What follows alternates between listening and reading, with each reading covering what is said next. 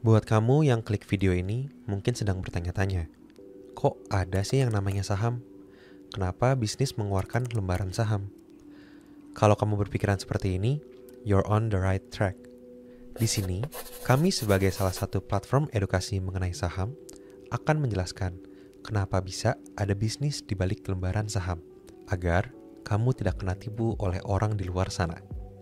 Untuk tahu jawabannya, kita harus mengenal sejarahnya terlebih dahulu.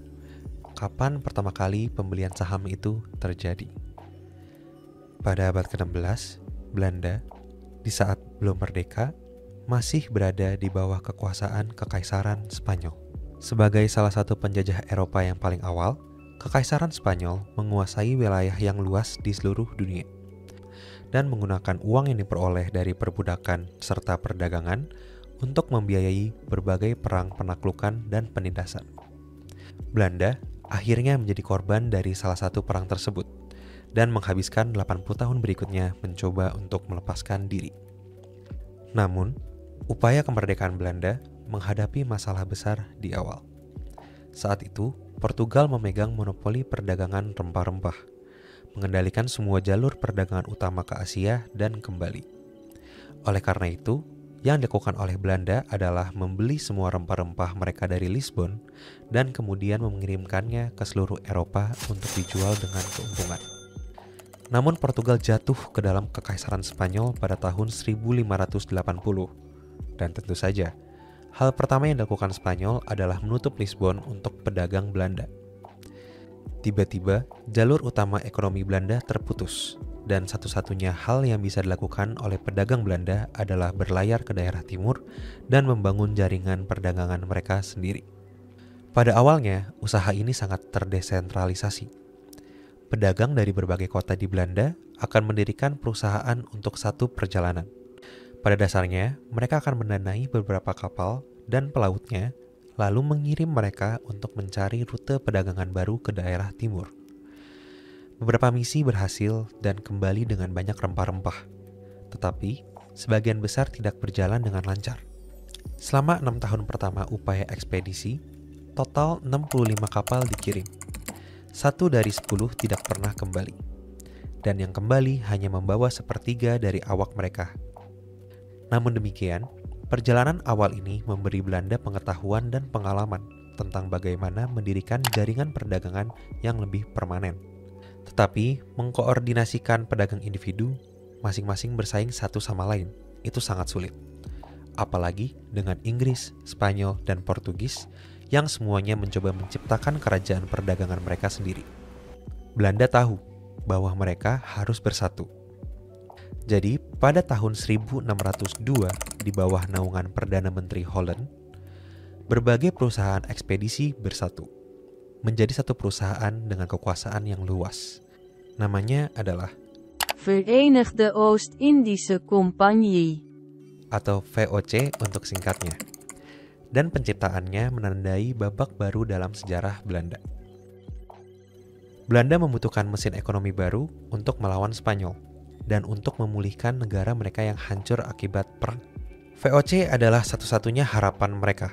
Itulah sebabnya VOC diberikan tidak hanya untuk memonopoli perdagangan, tetapi juga kemampuan untuk melatih tentaranya sendiri, untuk bernegosiasi, menyatakan perang, untuk menduduki tanah, dan bahkan untuk menegakkan perbudakan.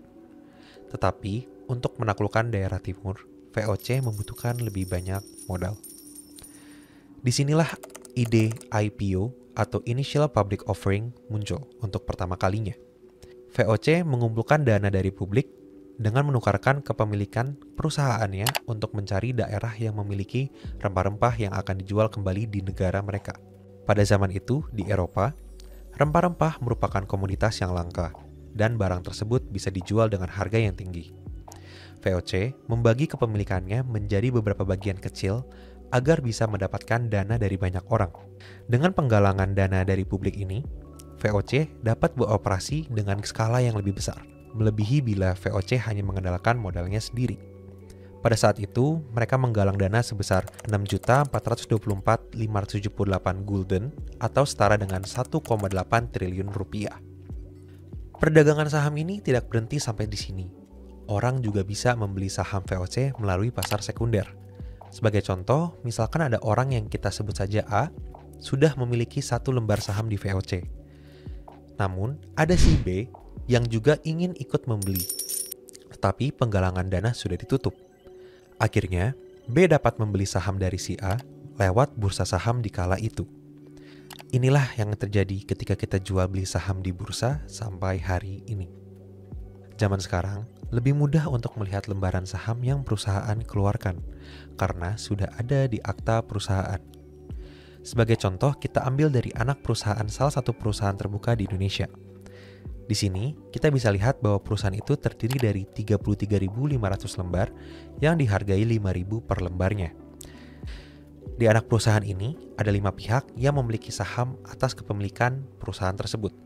Mereka harus setor Rp5.000 untuk mendapatkan 1 lembar saham dan setiap orang memiliki jumlah saham yang berbeda-beda. Pembagian seperti ini tidak hanya berlaku di perusahaan terbuka saja, melainkan di semua perusahaan baik besar maupun kecil, terbuka maupun private. Transaksi jual beli saham perusahaan terbuka harus melalui bursa, seperti kita membeli sayur di pasar tradisional atau supermarket. Ibarat sayur itu saham, sedangkan supermarket itu bursanya. Tapi perlu diketahui, ketika kita membeli saham publik lewat bursa, kita hanya membeli sebagian kecil dari kepemilikan perusahaannya. Sebagai contoh, ada PT Astra International Tbk yang porsi masyarakatnya hanya 49,89%, PT Hanjaya Mandala Sampurna Tbk di 7,5%, dan PT Indofood CBP Sukses Makmur Tbk yang porsi saham masyarakatnya di angka 19,47%. In most cases, saham yang diperjualbelikan adalah saham yang dimiliki oleh masyarakat. Kalau kalian sadar, porsi masyarakat itu umumnya di bawah 50%. Bahkan, bila semua masyarakat digabung, kepemilikannya masih lebih kecil dari pengendali. Artinya, meskipun kita adalah pemilik, tetapi kita hanya bisa mengikuti suara pengendali, seperti dalam pengambilan keputusan pembelian, penjualan, capital allocation, dividen, pinjaman, penambahan modal, dan keputusan penting lainnya. Sedangkan, kita hanya sebagai pemegang saham minoritas yang pasif. Maka dari itu, ketika ingin membeli saham, selain bisnisnya harus bagus dan harga sahamnya harus murah, kita juga harus mengetahui dan memahami karakter dari pemegang saham pengendali.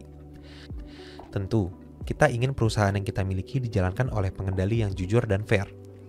Jangan sampai kita sudah keluar uang untuk beli sahamnya, ternyata pemegang saham pengendali tidak pernah membagikan dividen dan malah berfoya-foya menggunakan uang perusahaan. Bagaimana sih cara menilai kualitas bisnis, karakter pemegang saham pengendali, dan kapan waktu yang tepat untuk membeli sahamnya? Ini semua ada pembelajarannya di Think. Buat kalian yang penasaran, bisa mencoba free trial di website kami www.think.id.